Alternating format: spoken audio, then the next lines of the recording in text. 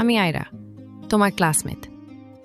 আমি জানি আজ সকালবেলায় তোমার সঙ্গে খুব খারাপ ব্যবহার করেছি।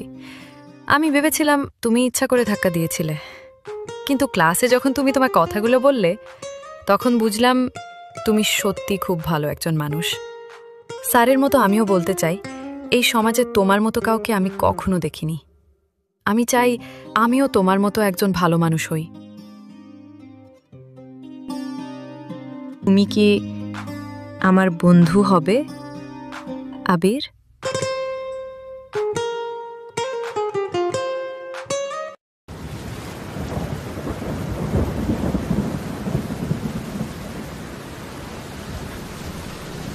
আয়রা আমার বন্ধু হতে চেয়েছিল।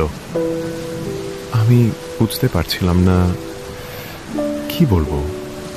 আচ্ছা, আপনারাই বলুন, আমার কি বলা উচিত ছিল?